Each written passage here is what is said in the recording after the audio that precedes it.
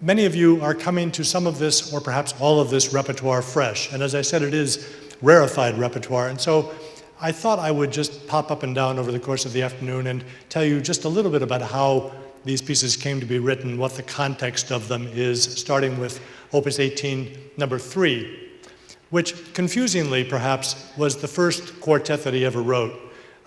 It just was published third in the Opus 18 set. And when Beethoven was a young man of 20, just going on 21, he came to live permanently in Vienna. He had come before in 1787 to study with Mozart, but that hadn't worked out very well. And so now he was coming back, and Mozart had died about 11 months before, so he was coming to study with Haydn. And Haydn was 60 years old, and he was at the height of his game, and he had just come back from London, where he had been lionized, and he had a lot of irons in the fire. And he accepted Beethoven as his student, and Beethoven made a very big impression on him early on, but unfortunately not a very good impression. Because I think Beethoven felt that he was not getting precisely what it was that he had signed up for, the kind of undivided attention that he felt he wanted and deserved. And as you probably know, if you know anything about Beethoven, he never went to charm school.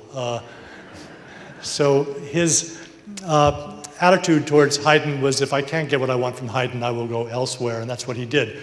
And so early on, he managed to torpedo his nascent relationship with the most esteemed and influential composer there in Vienna. But of course, being Beethoven, being talented, being ambitious, he rose inexorably to the top of this group of young composer pianists who were inhabiting Vienna in the early 1790s.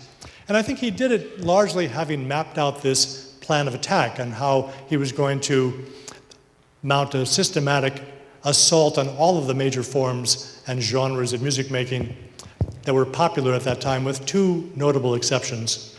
For 6 years, he wrote no string quartets, and for 8 years, no symphonies. And I think the reason for this is clear. When he arrived in his early 20s, he knew that he had unlimited potential, but he also knew that he was not ready to go head-to-head with the recently departed ghost of Mozart and the very much alive and kicking Haydn in these two rarefied genres of which they were the unrivaled masters.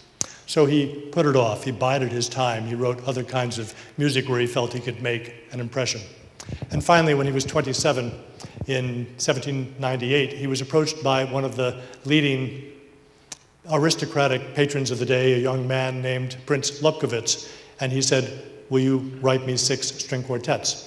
And now Beethoven felt that he was at a point where he could do justice to the form, and so he devoted himself single-mindedly to writing nothing but string quartets until the dawn of 1800 for 2 years. Interestingly, at exactly that same time, Prince Lobkowitz also approached Haydn and asked him if he would write 6 string quartets. Perhaps seizing on this supposedly still simmering rivalry between the 66-year-old master of the genre and now this young upstart, his erstwhile student. And if Haydn really was concerned about possibly unflattering comparisons between his late quartets and Beethoven's early quartets, he had nothing to worry about. Because, as you will hear in this exquisite and very well-behaved first quartet by Beethoven, he did not set out to rival Haydn or Mozart. He really set out to honor them and to show that he had absorbed the lessons that they had taught him from his obsessive study of their string quartets. And if you were expecting this string quartet universe that we will be exploring this afternoon to erupt out of some kind of Beethovenian Big Bang, you might be surprised by this gentle and kind of enigmatic way in which the first quartet begins. Just this wide open interval. And I thought about what this might have meant to Beethoven, what it might have symbolized, and I have the sense that perhaps it was symbolically him opening his palms to greet the dawn of this new age of string quartets that he himself was about to inaugurate, and that he was going to take further than anybody ever had, and as we will hear on the second half of the program, probably ever will. So enjoy Beethoven's first string quartet at the hands of the wonderful Danish String Quartet, and I'll be back to introduce Opus 59, number 1 in about 25 minutes.